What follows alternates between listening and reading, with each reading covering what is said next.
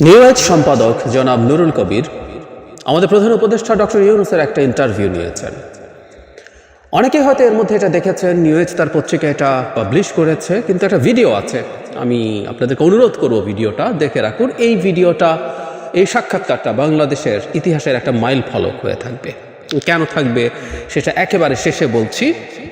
ইন্টারভিউতে ডক্টর ইউনূস অনেক কথা বলেছেন, খুবই মন খুলে কথা বলেছেন, এবং যেহেতু নুরুল কবির, আবারও বলছি কেন এটা মাইল ফলক, তার সাথে এই ভদ্রলোকেরও সংযুক্তি আছে, সেই প্রসঙ্গে শেষে বলছি। তো সেখানে বেশ কিছু বিষয় উঠে আসছে। ডক্টর ইউনূস তার এই আলোচনার ছলে, সাক্ষাৎকারের ছলে তার বেশ কিছু ব্যর্থতা তার মুখে স্বীকার করেছেন। কোনো সমস্যা নেই, আমরা আমাদের রাষ্ট্র ক্ষমতায় যিনি থাকেন তিনি কোনো অতিমানব নন, তিনি কোনো দেবতা নন, তিনি একজন মানুষ, তিনি ভুল করবেন। তবে হ্যাঁ, আমরা যে আলাপটা করছিলাম যে সরকারের অনেক ক্ষেত্রেই তার ভুলভ্রান্তি বা তার আরও বেশি সতর্ক হওয়া বা তার আরও বেশি অ্যাক্টিভ দেখানোর যে টেন্ডেন্সি সেটা বাড়াতে হবে, এবং ডক্টর ইউনূসের জবাবেই আছে যে তারা আসলে যথেষ্ট এফার্ট দিচ্ছেন, আবার টাফ হচ্ছেন না। আমি কয়েকটা ইস্যু একটু ধরতে চাই, যেসব প্রশ্ন আছে। যেমন ডক্টর ইউনূসের মামলা নিয়ে জিজ্ঞেস করা হয়েছে যে আপনার প্রভাবে কি মামলা উঠে গেল, কারণ আপনি এখন প্রধান উপদেষ্টা, সুতরাং মামলা সব দ্রুত উঠে চলে গেছে। যেভাবে ডক্টর ইউনূস বলেছেন, উইচ ইজ রাইট, যে উনি মামলার সারবত্তা ছিল না, তারপরে ষড়যন্ত্রমূলকভাবে আদালতকে ব্যবহার করে এসব করা হচ্ছিল। ফলে এটা একটা ভালো, যে কোনো সরকার হলেই যেটা তার প্রতি কোনো শত্রুতা দেখাবে না, তাদের হলে এই মামলাগুলো উঠে যেত। কিন্তু এই প্রশ্নটা তাকে করা হয়েছে, কারণ স্বাভাবিকভাবে এরকম প্রশ্ন আসতে পারে। খুব দ্রুত তার মামলাগুলো উঠে গিয়েছিল। ছাত্ররা তাকে চাকরি, ছাত্র প্রচুর করছেন, আরও অনেকে আছেন। সেটা জবাব উনি খুব অনেস্টলি দিয়েছেন, যেটা হলো সত্যিকার অর্থে ছাত্ররাই তার সাথে যোগাযোগ করেছিল, ছাত্ররাই তার এমপ্লয়ার, উনি সত্য কথাটাই বলেছেন। কিন্তু এখানে একটা সমস্যা আছে। সমস্যাটা হচ্ছে, এটা বলা যাবে যে ছাত্ররা তাকে এমপ্লয় করেছেন, কিন্তু উনি অনেকগুলো ইন্টারভিউতে, অনেকগুলো স্পিচে বারবার ছাত্ররাই অভ্যুত্থান করেছে, বা উনি বিপ্লব বলতেন। উনি সর্বশেষ ভাষণে বলছেন, এর আগে বিপ্লব বলতেন। এখানে খুব মেজর সমস্যা আছে। এই বিপ্লব শুধু ছাত্ররা করেন, এমনকি যে ছাত্র জনতার বিপ্লব বা অভ্যুত্থান বলা হয়, ছাত্র কথাটাকে আমরা আলাদা করছি জনতার কাছ থেকে। ছাত্ররা জনতা নন এরকম মনে হয়, আলাদা করে তারা একটা আইডেন্টিটি তৈরি করছেন। এটাও আমার কাছে ব্যক্তিগতভাবে ভালো লাগে না। খানিকটা শহীদ বুদ্ধিজীবী দিবসের মতো, তাদের জন্য আলাদা দিবস। যাই হোক, তিনি এই ব্যাপারটা বলেছেন, কিন্তু আমি তার অন্যান্য ক্ষেত্রেও ব্যবহার নিয়ে সন্তুষ্ট নই। তিনি ব্যবহার করেছেন যেখানে প্রয়োজন ছিল না। তাকে উপদেষ্টা কেন নাম, উপদেষ্টা কাকে উপদেশ দেন, ইত্যাদি ইত্যাদি। তিনি প্রধান উপদেষ্টা, উনি খুব সরলভাবে বলেছেন, উনি সব নামটা খুঁজতে চান না। আমিও মনে করি ইটস নট দ্যাট ইম্পর্টেন্ট। নামে কি আসলো গেল, গোলাপকে যে নামে ডাকাই হোক না কেন, সেটা সৌরভ ছাড়ার ব্যাপারটা এরকম। ওনার উপদেষ্টা পরিষদ নিয়ে নানান রকম অভিযোগ, এমনকি ওনার সামনে খুব স্পষ্টভাবে এই প্রশ্ন করেছেন জনাব নুরুল কবির, যে ওনার বাড়ি যেহেতু চিটাগং, তিনি চিটাগংয়ের মানুষকে অনেক বেশি প্রায়োরিটি দিয়েছেন।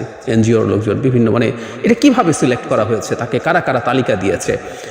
ডক্টর ইউনূস বলছেন তেমনি খুব বেশি চিন্তা করে করা হয়নি, তাকে বলা হয়েছে এরা আছেন। তিনি বলছেন এর মধ্যে তিনি যাদেরকে চেনেন তাদেরকে বলেছেন, দিয়ে দিয়েছেন। খুব ভাবে চিন্তা করা হয়নি, এটা সরল স্বীকারোক্তি। কিন্তু এর মধ্যে একটা খুব মেজর ডিসপিউট তৈরি হতে পারে। সেটা হচ্ছে, উনি বলছেন যে খুব তাড়াহুড়ো করে এটা করতে হয়েছে, আজই শপথ নিতে হবে বা কালই নিতে হবে, এরকম পরিস্থিতিতে বা প্রেক্ষাপটে। তাহলে আমরা প্রশ্ন করতেই পারি যে খুব তাড়াহুড়োর মধ্যে যে উপদেষ্টা পরিষদ হলো, তারপর তো আসলে খুব অল্প 2-3 জন যুক্ত হলো, বা কাউকে পরিবর্তন করা হলো না। তার মানে কি এই এন্টায়ার উপদেষ্টা পরিষদে কেউ ভুল ছিলেন না? ভুল থাকলে তো তাকে উপদেষ্টা পরিষদে রাখাটা দরকার ছিল না। নেওয়া হলো, বের করে দেয়া, তাকে সেখান থেকে সরিয়ে দেয়া, সেটা হতে পারত। আরও নতুন অনেক উপদেষ্টা নেওয়া হতে পারত কাজ করার জন্য। তার মতো সরকার তো কাউকে তার দায়িত্ব থেকে সরিয়ে দেয়, সমস্যার কিছু নাই। শেখ হাসিনা এটা করতে চাইতেন না, কারণ তিনি অমনিপটেন্ট এবং তার ডিসিশনে কোনো ভুল নাই, এই ইমেজ তৈরি করতে চাইতেন বলে যত কিছুই হোক না কেন তার মন্ত্রীরা দায়িত্বে থেকে যেতেন, ক্ষমতায় থেকে যেতেন। কিন্তু তিনি যত সহজভাবে বললেন, একটা রাষ্ট্রের দায়িত্ব নেওয়ার ক্ষেত্রে এই ব্যাপারটা খুব জরুরি। এবং ডক্টর ইউনূসকে যখন নুরুল কবির প্রশ্ন করছেন যে প্রচুর সমালোচনা হচ্ছে, অনেক ব্যর্থতা আছে, প্রবলেম আছে, উনি ওটা স্বীকার করছেন। জানতে চান বারবার যে আপনি এগুলো খেয়াল করেন। আমরা এটা খেয়াল করছি যে তিনি সত্যিই যথেষ্ট খোঁজখবর রাখেন যে হ্যাঁ এগুলো হয় তিনি জানেন, কিন্তু সমালোচনায় খুব বেশি মাথা ব্যথা নেই এবং তাদেরকে ব্লেম করারও তেমন কিছু পান না বলে তিনি বলেন, কারণ বলছে তাদেরও অভিজ্ঞতা নেই, আমারও নাই, আমিও ভুল করছি, সো আমি কিভাবে তাদেরকে দোষ দেব। আবারও বলছি খুব সহজে বলে ফেলা হলো। ডক্টর ইউনূস আসলে ওটা ওনার বিনয়, উনি কত বড় মাপের মানুষ তার প্রমাণ দিচ্ছেন, কোনো সন্দেহ নেই, কিন্তু এর মধ্যে আমার দ্বিমতের জায়গা আছে। সেটা হলো তিনি আসলে পারফর্ম করতে হবে, উনি আসলে ওটা খুব বড় শর্ত না প্রধান উপদেষ্টার, আমি মনে করি। উনি এসছেন আমাদের ঐক্যের প্রতীক হিসেবে এবং আমাদের মাথার উপর ছাতার মতো করে, এই ছাতা আমাদের বিপদ আপদ থেকে রক্ষা করবে। কিন্তু যে জায়গায় উনি যথেষ্ট পরিবর্তন করতে পারেন সেটা হচ্ছে উপদেষ্টা পরিষদ। পরিবর্তন করা, ক্যাবিনেট ভাগ করে দেয়া, এরকম অনেক পদক্ষেপ, যিনি পারছেন না তাকে দায়িত্ব থেকে অব্যাহতি দেয়া, এগুলো করতে হবে। সুতরাং উনি পারছেন না, ওনার অভিজ্ঞতা কম, উনিও সব ঠিকঠাক পেরে উঠছেন না, এটা অন্য অক্ষম, অযোগ্য, অদক্ষ, নন পারফর্মিং উপদেষ্টা রাখার যুক্তি হতে পারে না আমি মনে করি। আমার নিজের কোয়ালিটি তো ঠিক নেই, তাদের সমালোচনা কীভাবে করবো। উনি বলছেন আমি সাধ্যমতো চেষ্টা করছি, লেগে গেলে তো হলো ভালো, না হলে আমার কপাল খারাপ। আপনার ইন্টারভিউটা দেখবেন প্লিজ, ইটস এ বেঞ্চমার্ক। এই বেঞ্চমার্ক কেন আমি শেষে বলবো, আমার বিবেচনা, আপনাদেরও নিশ্চয়ই বিবেচনা থাকবে। রাজনৈতিক দলগুলো সরকারের সাথে সমঝোতা আছে কি না, তিনি বললেন খুব আছে, কোনো সমস্যা দেখেন না। তখন নুরুল কবির তাকে প্রশ্ন করেন যে রাজনৈতিক দলের বাইরে তো ভিন্ন রকম কথা বলছে। তিনি ডক্টর ইউনূস যেটা বোঝাতে চান যে তাদের রেটরিক আছে, তিনি অঙ্গভঙ্গি শব্দটা ব্যবহার করেছেন। নানা অঙ্গভঙ্গি আছে বাইরে, রাজনৈতিক দল হিসাবে তাদের এই অঙ্গভঙ্গিগুলো দেখাতে হয় বলে তিনি মনে করেন। আমি বিশ্বাস করি সরলীকরণের দোষ আছে, প্রবলেমকে ইগনোর করে লাভ নেই।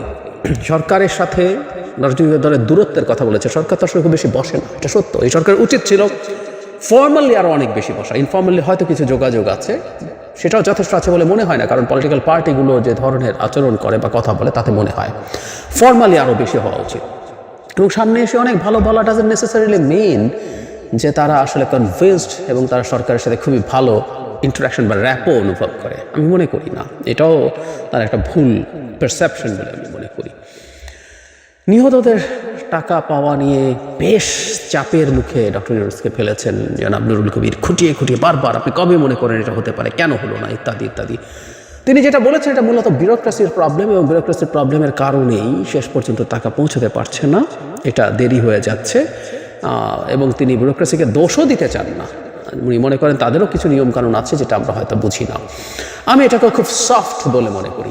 এই সফটনেস নিয়ে আসলে আমাদের সবসময় প্রশ্ন আছে, এই প্রশ্ন নুরুল কবিরও করেছেন, আমি আসছি সে কথায় পরে।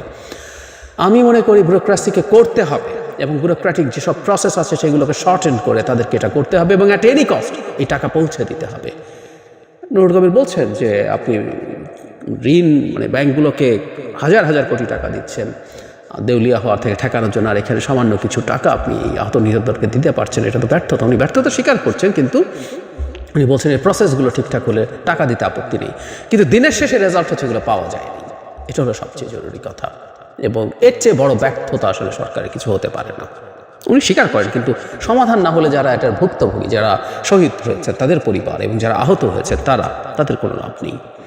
সংস্কার প্রশ্নে আলোচনায় যখন আসে তখন একটা স্পেসিফিক প্রশ্ন, এই আলাপটাও আসলে সামনে আসবে, সরকারের সংস্কারের কোনো এজেন্ডা আছে কিনা, নাকি এই যে সরকার সংস্কার কমিশনগুলো যে রিপোর্ট হবে সেগুলো নিয়ে বসবেন। উনি একদম প্লেইনলি বলেছেন উনি আসলে বসবেন, এগুলোর ভিত্তিতে আলোচনা হবে, সংস্কার যতটুকু ঐক্যমত্যের ভিত্তিতে হয় সেটুকুই করবেন, এবং সরকারের কোনো এজেন্ডা নেই, সরকার কোনো পক্ষ এখানে না, ডক্টর ইউনূস স্পষ্ট করেছেন। এটা রেজোনেট করে কিছুদিন আগে ডেইলি স্টারের সাথে একটা ইন্টারভিউতে ডক্টর ইউনূস বলেছেন ক্লিয়ারলি যে আমরা ফ্যাসিলিটেটর, আমরা কোনো রাজনৈতিক সরকার নই, আমরা তো এটার সাথে এটা ম্যাচ করে। সুতরাং সরকারেরও কেউ যখন এটা নিয়ে কথা বলেন যে শুধু এটার জন্য সংস্কার করতেই হবে এসব, এবং এই প্রশ্নটাও জনাব নুরুল কবির করেছেন, বিশেষ করে ছাত্র উপদেষ্টারা কখনো কিছু মন্তব্য করেন যেগুলো বিভ্রান্তি তৈরি করে, ডক্টর ইউনূস সেটা স্বীকার করেছেন এবং সেগুলো তাদের মধ্যে তারা আলোচনা করে ঠিক করে নেন, সেটা জানিয়েছেন। ডক্টর ইউনূস ছাত্রদের সাথে রাজনৈতিক দলের ছাত্ররা তো দল তৈরি করছে, তখন নির্বাচন প্রশ্নে প্রবলেম হয়, কারণ ছাত্ররা অ্যাপারেন্টলি একটু লম্বা সময় নির্বাচনের জন্য চাইবে, তাদের কনস্টিটিউয়েন্সি ঠিক করা, সংগঠন তৈরি, এগুলো যারা নুরুল কবির বলছেন, হুইচ ইজ রাইট। এবং আমি বহুদিন থেকে বলছি যে সংস্কার এখন নতুন করে বিচার যুক্ত হয়েছে, এগুলোর মূল কারণ হচ্ছে নির্বাচনটাকে পেছানোর চেষ্টা, এই চেষ্টাটা খুব এভিল চেষ্টা আমি তাও মনে করি না। রাজনীতিতে এগুলো হয়, ওনার বেশি সময় দরকার এবং উনি ওটা ওভাবে না বললে অন্য কোনো বাহানা দিয়ে বলবেন। এগুলো মোটামুটি কমন প্র্যাকটিস, স্পেশালি আমাদের মতো এই অঞ্চলের রাজনীতিতে। ডিফারেন্স মনে করছেন এই সমস্যা থাকবে না, সব ঠিক হয়ে যাবে, এটাও আমি সঠিক মনে করি না। আসলে সংঘাত হবে, এবং বিশেষ করে যদি সরকার তাদের প্রতি কোনো রকম কোনো সুনজর দিচ্ছে, সরকার কোনো রকম কোনোভাবে ইনভলভড আছে, সেটা হলে বিপদ হবে। এই ফিসফাস আছে, আমার মনে হয় জনাব নুরুল কবির এই প্রশ্নটা যোগ করলে ভালো করতেন, তিনি এটা জিজ্ঞেস করেননি। নির্বাচন নিয়ে তিনি খুব চমৎকার দুটো সময় আবার স্টিক করছেন, এই বছরের শেষে অথবা 26-এর মাঝামাঝি। এখানে একটা ইন্টারেস্টিং ব্যাপার আছে। জনাব নুরুল কবির যখন তাকে প্রশ্ন করছে, এটা পাল্টায় যে আপনি কি খেয়াল করেছেন নিশ্চয়ই রাজনৈতিক দলগুলো এতেও সন্তুষ্ট না, তারা আরও স্পেসিফিক হতে চাইছে, আরও তারিখ চাইছে। তো উনি যেটা বলছেন, যেটা আমিও আসলে অনেকদিন বলেছি, ডক্টর ইউনূস তাই বলছেন যে এটা আসলে ওরা চাপ দিতে চায় যাতে চেতে দেরি না হয়, চাপ জারি রাখতে চায়। তো নুরুল কবির প্রশ্ন করেন, তো আপনি তো এটা বুঝে গেলেন। ডক্টর ইউনূস তখন বলছেন, উইচ ইজ ভেরি ইন্টারেস্টিং, সেটা হচ্ছে উনি চান এই চাপটা জারি থাকুক। এই চাপটা জারি থাকলে তাদের মধ্যে কেউ কেউ আছেন যা কেউ ভিন্নভাবে ভাবতে পারেন, তারা যাতে ঠিক থাকেন, এই টাইমের বাইরে যাতে আনা যায়। তার মানে doctor Yunus is very strong about এই ইলেকশনের যে ডেডলাইনটা তিনি বলেছেন, খুব স্ট্রং। এবং উনি এটাও জানেন, এটার অন্তর্নিহিত অর্থ, উনি এটাও জানেন তার সরকারের মধ্যে কেউ কেউ আছে যারা এটা এভাবে ভাবছে না, তাদের উপরও রাজনৈতিক দলগুলোর চাপ জারি থাকে যাতে তারা এটা থেকে সরে আসতে না পারেন। পণ্যমূল্য এসব নিয়ে খুবই টাফ প্রশ্ন, দীর্ঘ একটা সময় তাকে চাপের মধ্যে রেখেছেন জনাব নুরুল কবির। ফুলকপির দাম এখানে এত 20 টাকা হয়ে যায়, চাঁদাবাজি হচ্ছে, কোনো রাজনৈতিক দলের কাউকে আরও রাজনৈতিক দলেরই বিভিন্ন বড় বড় রাজনৈতিক দলের সদস্যরা এগুলো দখল করছে, আপনি কোনো ব্যবস্থা নিচ্ছেন না, গ্রেফতার করছেন না। ডক্টর ইউনূস গ্রেফতার করেছেন কিনা সেটাও জানাতে পারেননি। তারপরে যারা নুরুল কবির প্রশ্ন করছেন যে দিনের আলোতে, দিন দুপুরে সব বাস স্টপে পরিবহনে চাঁদাবাজি হচ্ছে, তিনি কিছু করছেন না কেন, আর সরকার কেন চোখে দেখতে পাচ্ছে, সবাই দেখতে পাচ্ছে। দেখলাম যে বেশ চাপ বোধ করেছেন প্রফেসর ইউনূস, এবং উনি একটা জায়গায় বলছেন সরকারের চোখ হয়তো অত পরিষ্কার না, অসহায়ের মতো। এই অসহায়ত্ব দেখার একটা সৌন্দর্য আছে। তিনি ফালতু কথা, মিথ্যা কথা বলেননি, স্বীকার করেছেন উনি পারছেন না, কিন্তু উনি পারছেন না যেটা আমাদের চর্মচক্ষে আমরা দেখছি প্রতিদিন, বিরাট ব্যর্থতা, যার মাসুল আসলে কোটি কোটি কোটি কোটি অভাবী মানুষ দিচ্ছে। এই ব্যর্থতাগুলো ভয়ঙ্কর, সরকারের কেয়ারফুল থাকা দরকার। এখানেই জনাব নুরুল কবির প্রশ্ন করছেন, আমিও বহু সময় বলেছি, আমরা অনেকেই বলছি, উনি বলছেন রাষ্ট্রের প্রয়োজনে কঠোর হতে হয়, কিন্তু আপনারা সুশীলতার অভিযোগ আছে, কঠোর হচ্ছেন না। আর ডক্টর স্বীকার করেছেন মানুষের মনে যতটুকু কঠোর হওয়া উচিত বলে মনে হয় ততটুকু তারা হতে পারেন নাই, কিন্তু তারা হবেন এরকম একটা ব্যাপার মনে করছেন। ভারত প্রসঙ্গ এসছে, সেসব নিয়ে কথা হয়েছে, তিনি ওই মিডিয়ার আলাপ, মোদি কী করেছেন এগুলো বলেছেন, এবং রাষ্ট্রীয় দিক থেকে তিনি কোনো প্রবলেম ফেস করেন না, এটা উনি বলেছেন। শেখ হাসিনাকে ফেরত চাওয়া নিয়ে যে প্রশ্ন, সেটা জবাব তিনি দেওয়ার চেষ্টা, আমি বলবো যে উনি এই জবাবটা খুব বেশি দ্রুত পাশ কাটাতে চেয়েছেন বা সরে যেতে চেয়েছেন, যেন উনি জানেন না। কিন্তু নুরুল কবির লেগেছিলেন যে আচ্ছা কতদিন পর আপনারা আবার চিঠি দেবেন, কতদিনের মধ্যে জবাব এক্সপেক্ট করছেন। ডক্টর ইউনূস চেষ্টা করেছেন এই প্রশ্নটা থেকে সরে যেতে, কিন্তু তাকে ছাড়া হয়নি, এবং শেষ পর্যন্ত আসলে খুব ক্লিয়ার উত্তর আমরা পাইনি। ট্রাম্পের সাথে মোদির খাতির নিয়ে প্রশ্নের জবাবে তিনি বলেছেন, কারণ ওখানে প্রচুর ইন্ডিয়ান বংশোদ্ভূত লোক আছে, মোদির সাথে খাতির আছে, সো বাইল্যাটারাল সম্পর্কে যেটা এতদিন ছিল এটা ক্ষতিগ্রস্ত হতে পারে কিনা ডক্টর ইউনূস স্বীকার করেছেন, এটা ক্ষতিগ্রস্ত হতে পারে, তবে উনি চেষ্টা করবেন যাতে সম্পর্কটা ভালো হয়, এবং ক্ষতিগ্রস্ত হওয়ার নমুনাও দেখেছি উনি বলছেন। আমি ধারণা করি ট্রাম্পের যে এক্সেস স্ট্যাটাস, যেটাকে টুইটার বলি, বাংলাদেশের সকল হিন্দু নির্যাতন নিয়ে, কমিউনাল হিন্দু অ্যাটাক নিয়ে, মাইনরিটি অ্যাটাক নিয়ে ট্রাম্প তার নির্বাচনের আগে একটা টুইট করেছিলেন, সেটাই কি উনি সম্ভবত ইঙ্গিত করেছেন। বিদেশে পাচার হওয়া টাকা নিয়ে খুব চমৎকারভাবে তিনি বলেছেন, কোনো ফালতু প্রত্যাশা না, মানে ক্লিয়ারলি বলেছেন আমরা চেষ্টা করছি, এটা খুব জটিল কাজ, সাক্ষী বা সব কিছু পেলে সময় লাগবে বলছেন, এবং আমরা সব টাকা মানে একটা অংশ ফেরত আনতে পারবো। মানে একজন সৎ মানুষ কিভাবে সৎ কথা বলেন, যেটা উনি পারবেন না, ফালতু কথা বলবেন না। কেউ কেউ বলবেন যে উনি তো রাজনীতি করবেন না, তাই উনি এভাবে বলেন। আমি ব্যক্তিগতভাবে মনে করি বাংলাদেশের রাজনীতিতেও কেউ যদি এই ধরনের সৎ স্টেটমেন্ট, আমি এতটুকু পারবো, এতটুকু পারবো না, এটা আমার ভুল হয়েছে, আমি ওটুকু পারবো, এটা আমি পারিনি। এই কথাগুলো বাংলাদেশের রাজনীতি করলেও কাজে লাগবে বলে আমি মনে করি। একটা কথা মনে রাখতে হবে, আমি সব কিছুতে পারঙ্গম, আমি সব কিছু করতে পারি, এগুলো আসলে একটা স্বৈরাচারী ব্যবস্থায় একজন ডিক্টেটরের ইমেজ তৈরির জন্য লাগে। একটা গণতান্ত্রিক ব্যবস্থায়, আমাদের গণতান্ত্রিক ব্যবস্থায় আমরা যাচ্ছি, সেখানে একজন মানুষ আসলে আমাদেরকে শাসন করে, কোনো অতিমানব শাসন করে না। স্বৈরাচারী ব্যবস্থায় একটা মানে অতিমানব শাসন করে, ফলে ওনার কোনো ভুল নেই। এমনকি উনি ভুল করলে ওনাকে ভুল বোঝানো হচ্ছে, এভাবে হয়। কিন্তু গণতান্ত্রিক ব্যবস্থায় আমি একজন মানুষ, আমি কাজ করতে এসেছি, আমি আপনাদের সাথে করবো, আমি ভুল করবো, আমি ঠিক করবো, সব কিছু মিলেই চলবে। এটা আমি মনে করি ডক্টর ইউনূসের এটা খুব চমৎকারভাবে উনি করেছেন। আর দুটো পয়েন্ট বলে আমি আমার শেষ অংশে আসবো। এটা হচ্ছে, আমি একটু অবাক হয়েছি, ডক্টর ইউনূস যদি সেখানে তাকে জেলে নিত, আমার মনে হয় ওনার জেলে যাওয়া উচিত ছিল। আমি মনে করেছিলাম যে উনি জেলে যাওয়ার জন্যই প্রস্তুত আছে, কিন্তু ইন্টারভিউ শুরুতেই তিনি বলেন যে, রুহুল কবির যখন জিজ্ঞেস করছে আপনি জেলে যেতে পারতেন, তখন উনি বলছেন উনি দেখছিলেন কোন দেশ থেকে কোন দেশে যাওয়া যায় যাতে দেশে ফিরে যেতে না হয়। তার মানে মনে হচ্ছিল যে উনি দেশে ফিরতে চাইছেন না এবং উনি জেল অ্যাভয়েড করতে চাইছেন। যদি উনি বারবারই ফিরে এসে দেখা করেছেন, কোর্টে গেছেন, তাতে আমার মনে হয়েছিল হি ইজ রেডি। পরে অবশ্য বলেছেন উনি রেডিও ছিলেন। আরেকটা ব্যাপারে আমি এই পুরো ইন্টারভিউতে একটা জায়গায় ডক্টর ইউনূস আমি মনে করব যে তিনি আসলে ডজ করেছেন, এটাকে আসলে ঠিক জেনুইনলি যা হয়েছে সেটার বাইরে কথা বলেছেন। সেটা হলো ওনার রাজনৈতিক দল করা নিয়ে। উনি বলতে চেয়েছেন যে সবার চাপে উনি এটা করেছেন, ওনার খুব সিরিয়াস উদ্দেশ্য ছিল না, পরে উনি দেখলেন এটা সিরিয়াস হয়ে যাচ্ছে তাই সরে এসছে। অনেকক্ষণ ধরে উনি এটা ব্যাখ্যা করেছেন। আমরা যতদূর জানি ব্যাপারটা আসলে এই রকম নয়। উনি আসলে প্রত্যাশিত সাড়া পাননি, সেই সাড়া না পাওয়ার কারণে সরে এসছেন এবং উনি একটা সময় দেখেছেন যারা তাকে এই জায়গায় এনেছে তারা আসলে তার সাথে নেই। হোয়াটএভার, এটা খুব মেজর ইস্যু না, কিন্তু মূল টেকঅ্যাওয়েটা কি, আমরা ডক্টর ইউনূসের স্পিচ যখন দেখেছি, ডক্টর ইউনূসের যখন স্পিচ যতবার দেখেছি, আমি শেখ হাসিনার কথা আমার মাথায় এসছে, ওনার স্পিচ। আজ যখন জনাব নুরুল কবির, এই ভদ্রলোক আমরা চিনি, যখন বাংলাদেশের টকশো শুরু হয়, আমরা অনেক ছোট তখন, যখন টকশো তখন পলিটিক্যালি আমরা কনসাস হতে শুরু করেছি, যে কজন মানুষের টকশো আমরা দেখার জন্য বসে থাকতাম, নুরুল কবির একজন। এবং এই মানুষটা কনসিস্টেন্টলি এস্টাবলিশমেন্টের বিরুদ্ধে কথা বলে গেছেন। এবং আমি একটা কথা যোগ করতে চাই, ১-১১ সময় যখন কেউ কথা বলছিল না, আমার স্পষ্ট মনে পড়ে যেন নুরুল কবির কথা বলছিলেন। একটা পর্যায়ে সম্ভবত আমি যত চ্যানেলগুলোর সাথে কথা বলেও শুনেছি, চ্যানেলগুলোকে চাপ দিয়ে তাকে আশা বন্ধ করে দেওয়া হয়েছিল, কিন্তু উনি সেই সময় কথা বলেছেন। সো সেই নুরুল কবির এসছেন এবং উনি ডক্টর ইউনূসকে এইরকম চাপে ফেলেছেন। একটা রাষ্ট্রের সরকার প্রধান এরকম চাপে পড়বেন একজন সম্পাদক বা সাংবাদিকের সামনে, এটাই গণতন্ত্র, এটাই গণতন্ত্র। এবং কোন রকম যাকে প্রশ্ন করা হচ্ছে তিনিও সৎভাবে ফেস করছেন, তার অক্ষমতা, তার ব্যর্থতা সব কিছু সামনে আনছেন, কিন্তু ছাড়ছেন না, ক্রমাগত তাকে আবার চাপে ফেলছেন, ছেড়েই দিচ্ছেন না। আমার দু একবার মনে হচ্ছিল আচ্ছা ডক্টর ইউনূসকে ঠিক আছে উনি এটা বলতে চাচ্ছেন না, ছেড়ে দিলে হয়, কিন্তু আমরা দেখলাম নুরুল কবির ছাড়ছেন না। এটাই হওয়ার কথা আসলে।